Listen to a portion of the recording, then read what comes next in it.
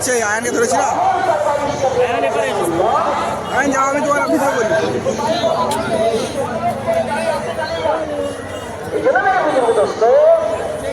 তার পরিচিতি নিয়ে আমাকে কবরে যেতে হবে। হ্যাঁ কেন? আমার নবীজি দয়ার নবী সাল্লাল্লাহু আলাইহি ওয়াসাল্লাম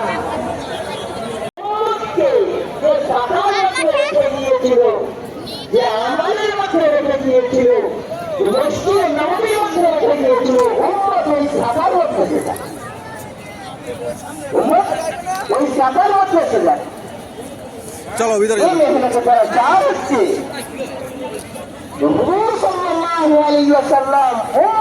যাও, মামা কাছে যাও, মামা কাছে যাও।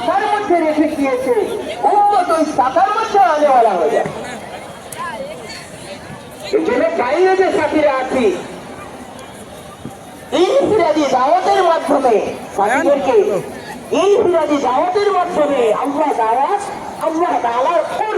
আল্লাহ তাআলার পরিচিতির দাওয়াত দিয়ে এই মজমার মধ্যে দাখিল করি। এই মজমার মধ্যে তুলেছি, চলো এদিকে চলো। আর ভাই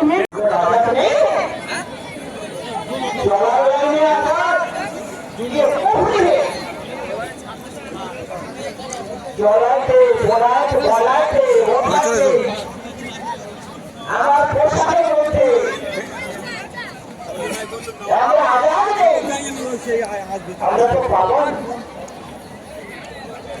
ঠিক আছে, হয়ে গেছে, এদিকে এসো। যখন কিয়াম মুস্তাকিল হবে, বাস এদিকে এসো, এদিকে আমার কথা। বুজুর্গ দোস্ত, এই জন্য কিনা ইমান বাড়ানোর লাইনে তোমরা তোমাদের ইমানকে তাজা করো, ইয়া রাসূলুল্লাহ সাল্লাল্লাহু আলাইহি ওয়াসাল্লাম, আমরা আমাদের ইমানকে কিভাবে তাজা করব? المبعوث إلى الأسود والأحمر المبعوث بشرح الصدر ورفع الذكر وصلى الله عليه وعلى آله وأصحابه الذين هم خلاصة العرب العرباء وخير الخلائق بعد الأنبياء. أما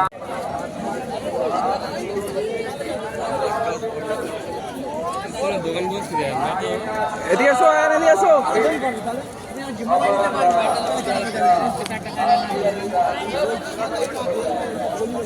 এদিকে এসো, এদিকে কাট।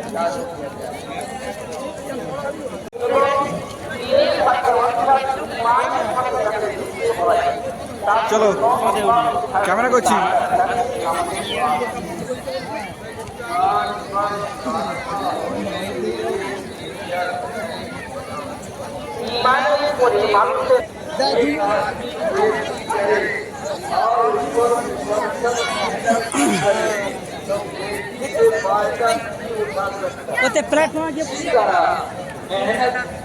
ঠিক আছে, তোমার তুলছি তো।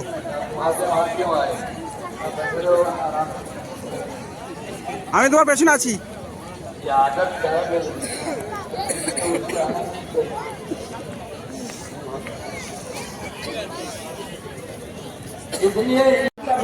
করতে হয় ওই রকম নাম থেকে উপকৃত হতে গেলে তাকে ধারাবাহিকভাবে মেহনত করতে হবে। ईमान का दावा करना अलग चीज है और अंदर में ईमान का होना ये अलग है। ये दो चीजें हैं। देहात के लोग तो अल्लाह ताला ने फरमाया कि इनसे कहिए कि ये ईमान अभी नहीं रहे, इस्लाम में आए हैं, अभी ईमान इनके दिल के अंदर दाखिल नहीं हुआ है। ইমানের দাবি করা এটা একটা আলাদা বিষয়, আর কোন মানুষের ভিতরে ইমান থাকা এটা আলাদা একটা বিষয়। আল্লাহ রাসূল সাল্লাল্লাহু আলাইহি ওয়াসাল্লামের কাছে এসে শোনালেন আমি ইমান এনেছি, যে কথা কোরআন শোনায় ক্বালাতিল আ'রাবু আমান্না কুল লাম তু'মিনু ওয়ালাকিন কুলু আসলামনা। ওই গ্রাম্য ব্যক্তি এসে বলতেন যে আমি ঈমান এনেছি। আল্লাহ রাসূল সাল্লাল্লাহু আলাইহি আয়ান, আয়ান। ওয়াসাল্লাম আপনি বলুন যে তোমরা ঈমান আননি বরং ইসলামের মধ্যে এসেছো, কেননা এখন कुछ होगा तो ईमानी जिंदगी मुसलमान के जिंदगी से जाहिर हो। ईमान जब अंदर में उतर जाएगा तो